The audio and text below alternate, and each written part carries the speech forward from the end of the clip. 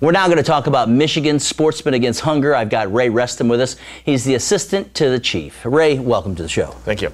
Well, let's talk about the program and how it works. Explain Michigan Sportsmen Against Hunger. Well, this is a real simple program where we try to get hunters to donate venison that then gets processed at local processors and then goes out to food pantries, homeless shelters that they can utilize that venison in their programs. Now, do I have to sign up for this program ahead of time? As a hunter, no, you don't have to. All you need to do is to find out which processor in your area that's participating with Michigan Sportsmen Against Hunger, and then take your venison or take your unprocessed deer to that person and turn it over. So I still pay for the license, but then I'm able to donate the venison to those less fortunate, and that's where Michigan Sportsmen Against Hunger will help pay for that processing. Exactly. They take in the deer, the processor does that, and then working through Michigan Sportsmen Against Hunger, they get reimbursed for processing the venison. About how much poundage was brought in last year? Last year we brought in over 23,000 pounds. And when you figure that out to meals, because it's all done in ground venison and then turned over to pantries, and usually they figure a little less than a pound per meal per person. We probably served over 100,000 meals with that donated venison.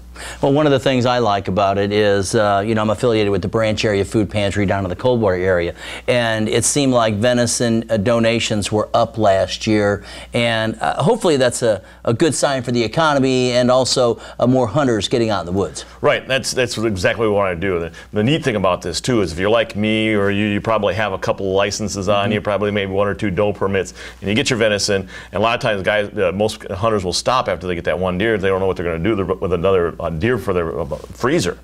Here's an opportunity they can go out to do something good for their community. Now, can a program like this keep growing, or does it ever come to a height that it's not going to top that? Well, actually, what we're running into right now is we're getting up there where we're processing enough venison because the way this is funded is by hunters donating when they buy a license or other donations.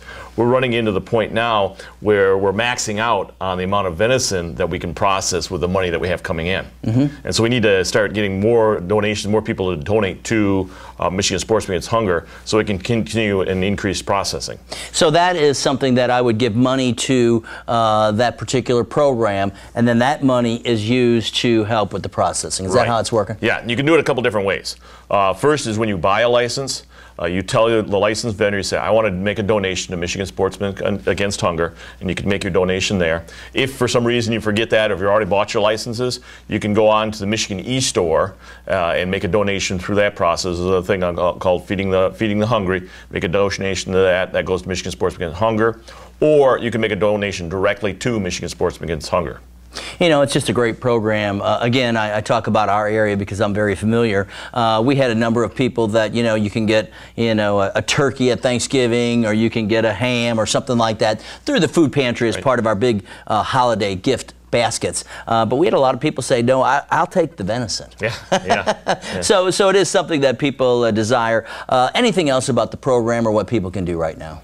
Well, I think that's one of just the key things, and one of the things I like to remember on this is that this kind of takes us back to a time when the hunter was the person who fed the community, and we kind of got away from that. Here's a way to get back to that, and we can once again help feed our community.